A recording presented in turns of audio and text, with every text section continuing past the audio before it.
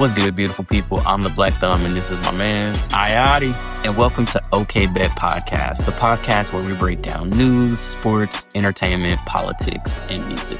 Hey, if it's trending, wow, or just like you say, damn, okay, bet. We're going to talk about it. So, what's on our agenda today, T? So the Revolution was televised at the halftime show for the Super Bowl on Sunday, and Kendrick came to play, bro. Kendrick put together one of the more memorable Super Bowl halftime performances in recent memory, performing songs like Squabble Up, Humble, DNA, Luther, TV Off, and of course, Not Like Us. It was apparent he used his stage to take direct shots at Drake, as well as touch on some of the deeper aspects of the intersectionality of Black culture and American culture. So, Ayati, what are your big takeaways from Kendrick's performance in the Super Bowl?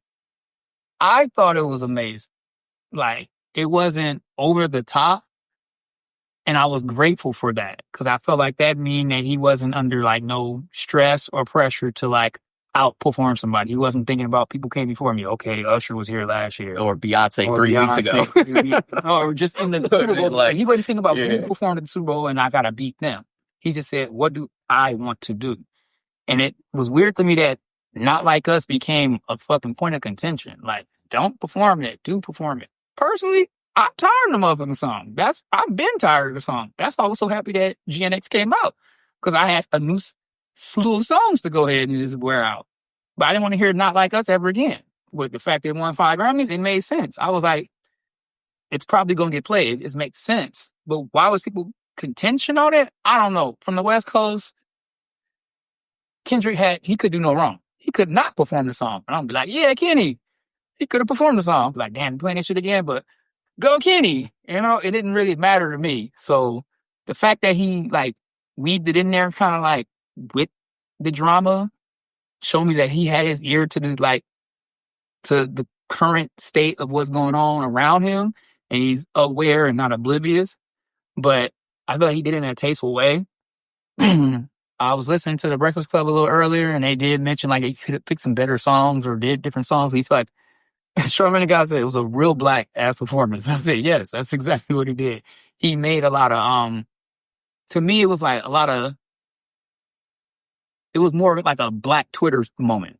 You just had to know what the fuck he was talking about. It's either nobody's here going to explain this shit to you. It's either you got it or you didn't. Mm-hmm. And for me, being from the West Coast, it was a lot of specifics for us. Like, for example, I'm not sure everybody picked it up that in the beginning, he had his GNX up there and all the dancers came out of it.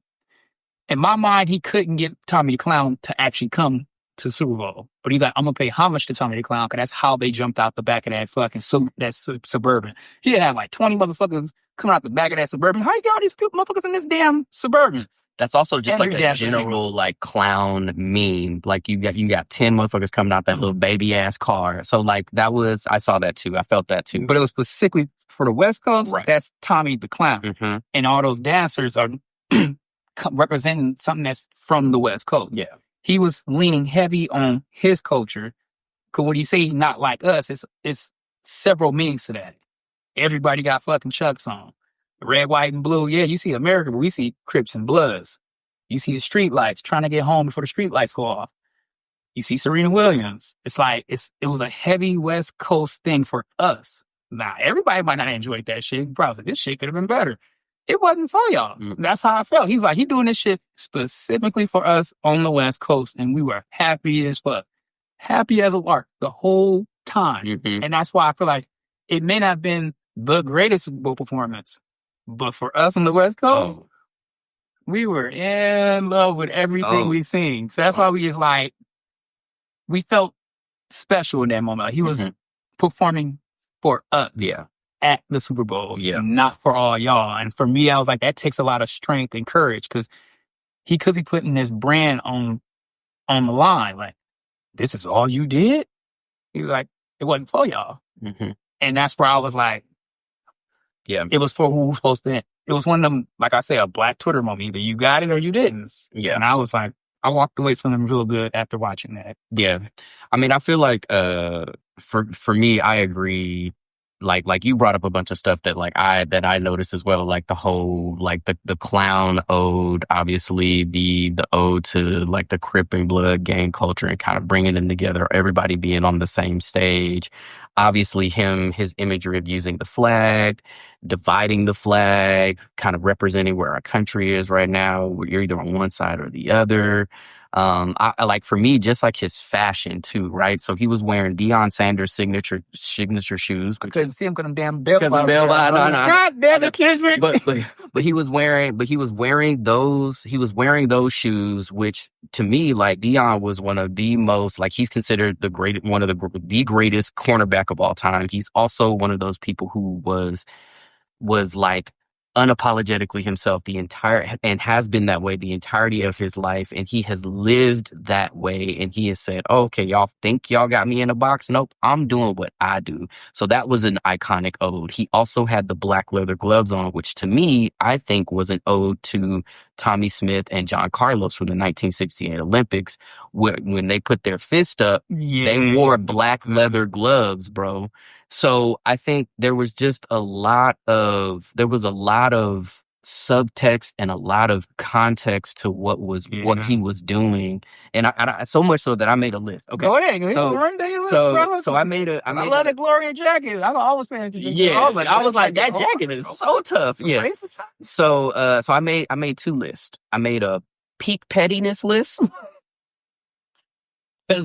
Because my best was peak petty last night. He wasn't letting up. At the same time, he was striking a much deeper chord and a much deeper note within his performance. So let's start with the petty list. Okay. So just the fact that he broke the fourth wall numerous times, specifically to talk to Drake, was just great. It was just like classic, like, oh my God, chef kiss, right?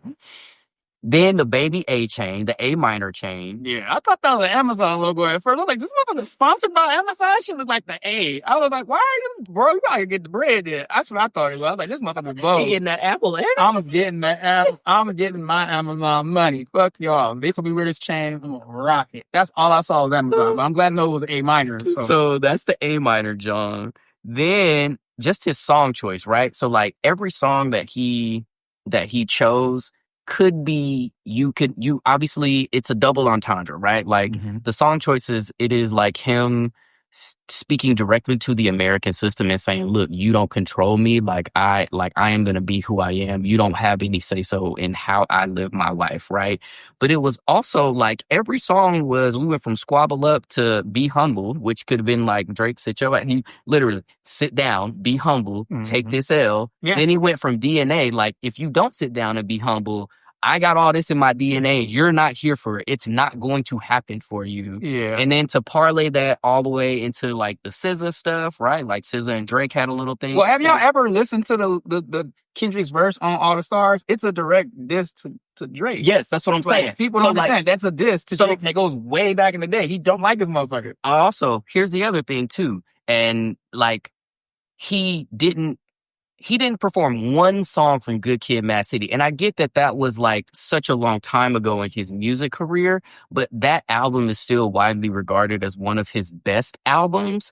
And so this is my theory. I think he genuinely didn't want anyone to look up Good Kid, Mad City, because who's on that album? Drake is on that album. So to me, he's saying, I would sacrifice the streams that I would get of any of those bangers that I put out on Good Kid, Mad City, because I don't want motherfuckers to stumble upon Poetic Justice and listen to that shit and get my man's any more ends.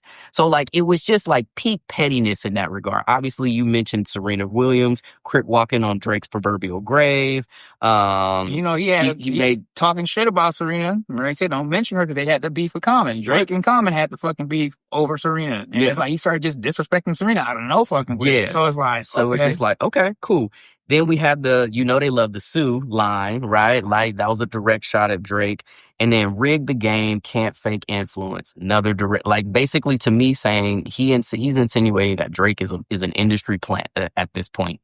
Like, he is an industry cultural plant. And that he is not a part of, like, he is literally making motherfuckers choose sides. on this shit. Like, if you rocking with Drake, then you're not really rocking with black culture. And if you rocking with black culture, you can't really be rocking with Drake. So he has made this a polarizing issue. So that's my peak pettiness list. Yeah. So my deeper meaning list is, so when he talked about the revolution being televised, the right time with the wrong guy, I think there were a couple of, I saw a lot of people interpreting like it's the right time, like it's about time that we stand up and we actually do something about this shit. And they were saying the wrong guy was that we voted for the wrong guy in Trump. My thought is like, I think Kendrick, the entirety of the performance, tying in like Samuel L. Jackson as Uncle Sam and representing the American system or the man, right? Like, to me, it feels like that the revolution being televised, right time, wrong guy. I think Kenny is saying the time is now, but y'all let the wrong motherfucker have this platform. If y'all really wanted to quell this shit and for shit to be status quo, y'all shouldn't have gave me this That's gig. how I interpret it. And now that y'all done gave me this gig, the wrong one. I'm going to do everything y'all don't want me to do, which was exactly the role that Uncle Sam was playing and saying, referencing that this is too wild, it's too braggadocious, it's too ghetto. And then, and it's basically Kendrick saying like, no, you don't have power over me. You don't have power over my art. You don't have power over my culture. Like, we are the culture. We are American culture. Yeah. It was just so well done. And then just to have Samuel L. Jackson in that role, because he's played the Uncle Tom role in numerous other, like his role in Django, and I think there was another role in another, maybe The Grateful Eight or something like that I didn't see it, but there were other references to him playing. I also really thought about, he said it's your favorite uncle. I thought about Uncle Ruckus from Boondocks too, who played that kind of Uncle Tom where he was standing up for the white man or standing up for the system. So it was just so much. I think dissertations are obviously going to be wrote on this.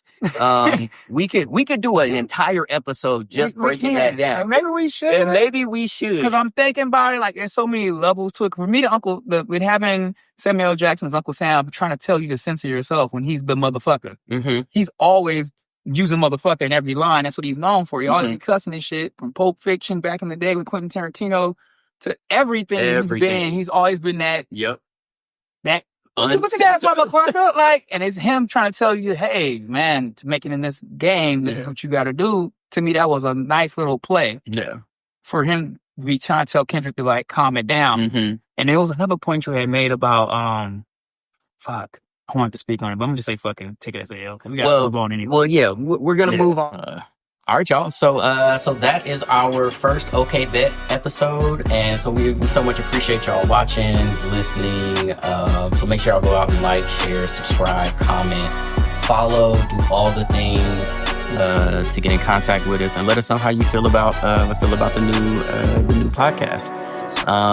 And with that being said, Ayati, stay casual.